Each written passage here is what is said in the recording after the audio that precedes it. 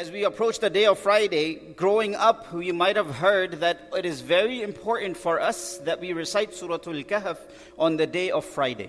And we've been told this, and a lot of the times we listen to it and we obey, and which is a good thing, right? Sami'na wa ata'na. It's part of our deen, it's part of our religion, and whatever we have been told, we try to act upon it as much as possible. But sometimes, as natural human beings, we have a desire to know why.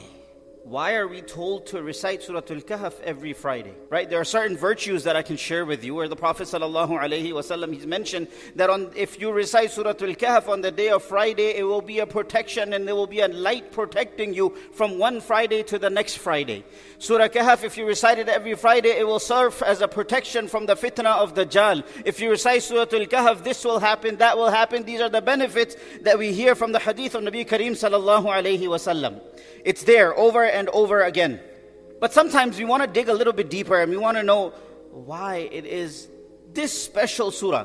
Why is it a means of protection from the fitnah of Dajjal? The times that we're living in right now, and we are seeing the fitnah of Dajjal completely surrounding us and pulling us away from the worship of Allah subhanahu wa ta'ala, pulling us away from the Qur'an. Why did the Prophet ﷺ say, recite this surah to protect you from those times, these times? So that is a question that we need to ponder on, and we need to think about, and we need to say, okay, what is more deeper behind this? What is happening? What is the ultimate message that is happening in this situation? At the time when Surah Al-Kahf was revealed, it was revealed basically because of the people of Mushrikeen of Makkah. They had tried torturing Nabi sallallahu alayhi wasallam. They killed Muslims. They did everything possible in their power to say, you know what, we need to figure out how to get rid of the Muslims, because they're causing problems in Makkah. And they said, you know what, we tried torture, we tried this method, we tried that method, nothing is working. We need to figure something else out. We need to start doing our own propaganda. We need to start spreading information, and we need to battle him head on with information, and we need to show the people that are following him that he is a liar. So they said, we need to come up with something that we can debunk the Prophet ﷺ, where we can say, you know what, he is a liar. And so they went and they found learned people, and they went all the way to Medina. And they found the learned people in Medina, and they told them, this is our situation, this is what's happening, and we need some way to figure out if he's a liar or if he's telling the truth. And we need to inform the people that are in Makkah that are following him as well. So they advised the people of the Mushrikeen of Makkah, and they said, ask him 3 things. Ask him 3 things. If he is able to answer all of them, then he is a prophet. They said this by themselves. They said, if he is able to answer these 3 questions, then he is a prophet. But if he is not able to answer these 3 questions, then he is a liar. And that's what you can use to prove to the people and spread your propaganda, and you can go against the Prophet sallallahu alaihi wasallam. They asked 3 things. They asked the Prophet, what is ruh? What is the soul? Allah subhanahu wa ta'ala answered that in Surah Al-Isra. وَيَسْأَلُونَكَ عَنِ الرُّوحِ قُلِ الرُّوحُ مِنْ أَمْرِ رَبِّي. That the ruh is a commandment of Allah subhanahu wa ta'ala. Then they asked, the second thing that they asked was, who are the people of the cave, and what is their story behind them? Who are the people of the cave? And the third question that they asked, which they thought they could debunk the Prophet sallallahu alaihi wasallam, was, ask him, who is Dhul Qarnayn? Who is Dhul Qarnayn? And we know that in Surah Al-Isra, Allah subhanahu wa ta'ala answered the question of ruh. And in this surah, in Surah Al-Kahf, Allah subhanahu wa ta'ala answered the 2 questions about the people of the cave and Dhul Qarnayn. And I want to take this opportunity. I wish I can get into details of the stories. And we know in Surah Al-Kahf there are 4 main stories that Allah subhanahu wa ta'ala mentions in Surah Al-Kahf. And if we dissect these stories, I wish I can go into extreme detail, but I will just suffice, I guess, because of the limit of the time that we have, we will have to suffice on just the intros and just touching on the basics of the stories. We know that the first incident that's mentioned in Surah Al-Kahf Allah subhanahu wa ta'ala mentions the incident of the people of the cave, where He answers the mushrikeen of Makkah, and He tells them that these were the people of the cave. They went to sleep for so many years, and when they woke up, they had a talk and they had a conversation amongst themselves of how many days they were there, how long they slept, and etc., how many people there were. Was there a dog? Was there no dog? What was going on? All of that. They had this in their scriptures. They had this debate in their scriptures, and Allah subhanahu wa ta'ala debunked all of it. He said that, forget what you want to know, but I'll tell you exactly what's written in your scriptures as well. What you know about the Prophet, I'll tell you. What you think you know, I'll tell you better. And Allah subhanahu wa ta'ala debunked that in Surah Al-Kahf, in the story of the people of the cave, where we know where some young men, they were practicing and worshipping Allah subhanahu wa ta'ala, but they were not able to worship Allah subhanahu wa ta'ala because there was an evil king who said, I am Allah, worship me. And if anybody dares to go against me and say there is another Allah, I will kill them. I will destroy them. And these young men, they were so young, and it is mentioned that the king himself, he had pity on them, and he said, listen, I will give you the night to think it over, and come again to me tomorrow when you're in your senses and declare me your God. And when you have declared me your God, I will spare you your life. So I'll give you the night, go think about what you have done, what you have said, and what you're thinking, what you're doing. So these young men, they went home and they knew that they have to worship Allah subhanahu wa ta'ala. Their iman was drilled into their heart, and they knew there is no other God besides Allah subhanahu wa ta'ala. So at night, they fled and they ran away from the evil king, and they went into a cave and they slept for over 100 years. And different narrations, some 300 years, whatever it was. But the point is that these people, in order to preserve their iman, they left everything behind. They left their future and they said, we have to go, we have to protect our iman. Just like I said, I'm going to go through these stories fast. I wish I can spend a little bit more time in detail. But the next story that is mentioned in Surah Al-Kahf, that Allah subhanahu wa ta'ala highlighted for all of us, is the story of the two men. One was rich and one was poor. And some narrations it is mentioned that they were brothers, and they inherited wealth, or they got wealth from somewhere, and one brother donated all of it away for the sake of Allah subhanahu wa ta'ala, and one brother took all of his wealth and he invested it, and he became a multi-millionaire, by their standards probably a billionaire. And he had so much wealth, but the issue and the problem was that when he was asked about his wealth, he said, this is all from me. I did all of this. It was me who earned this wealth. It was all my genius that I put into my investments. This is my genius that I did, and I put my money where I put it, and I was able to be so successful. And the brother who was poor, he said that whatever you have, it is from Allah subhanahu wa ta'ala. Whatever He gives you, you should thank Allah subhanahu wa ta'ala. Never forget Allah in the equation. Never forget that whatever you have, the brains that you have, the genius that you have, the acumen, the business acumen that you have, Allah gave you that. If He chose not to give you that, what would you have done with that money? So all of these things are spiraling, and this brother who has a lot of money, he's getting arrogant, he's getting haughty, he's getting boastful, and he is saying, I did this. I didn't get it from Allah. Allah didn't have anything to do with it. And we know that the story ends on a note where Allah subhanahu wa ta'ala, this man's gardens were described as a piece of heaven. That when you would walk out, you would see a river flowing through two mountains in a valley where there's lamb, goat, sheep, and camels, and date palm trees, and gardens, and beautiful scenery, where a person, you would be baffled that one individual can own all of this. And we know the story ends with Allah subhanahu wa ta'ala mentioning it, that He took it all away. One night, all of it was gone.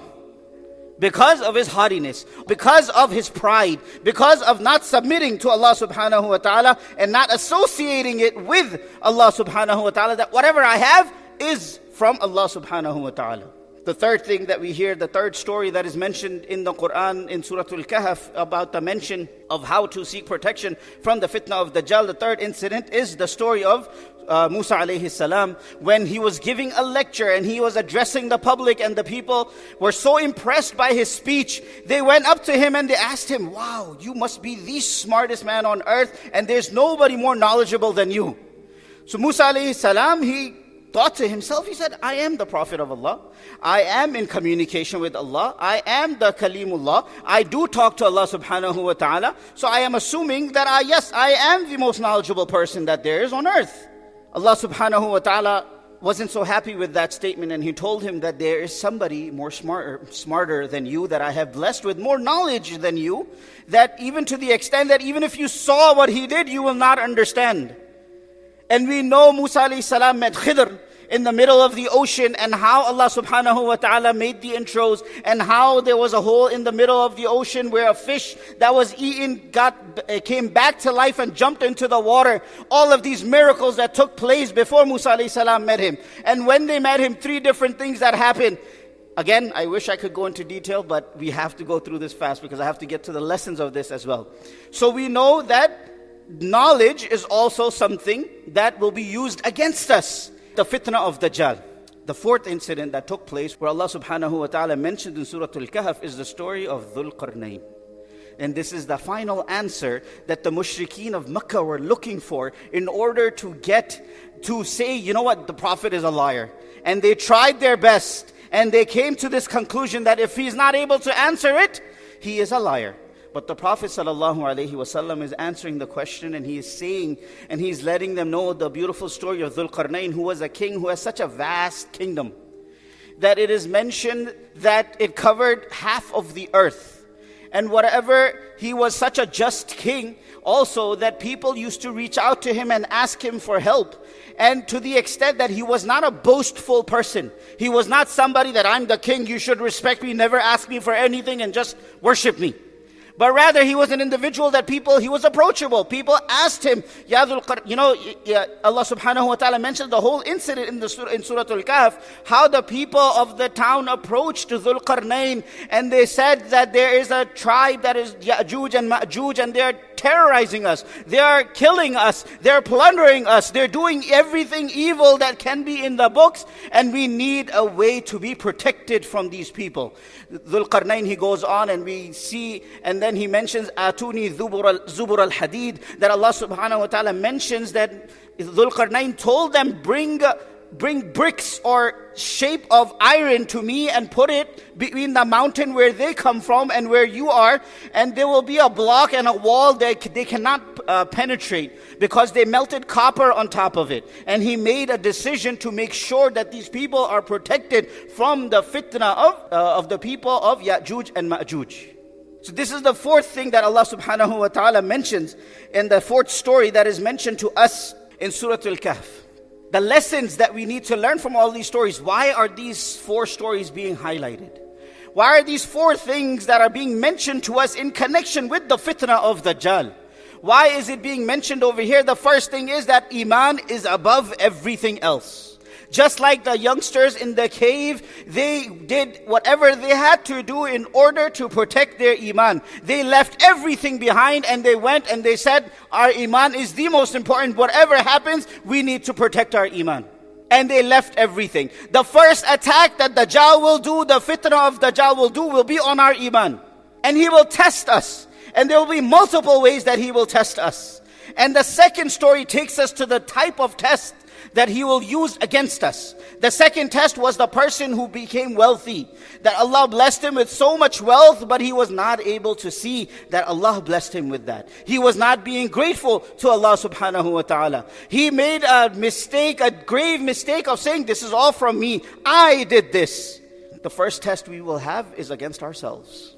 When we are in the darkness of the night, when we are all alone by ourselves, when it's time for salah, when it's time to give zakat, when it's time to fast in the month of Ramadan, when all of these things are happening, are we punctual with our prayer?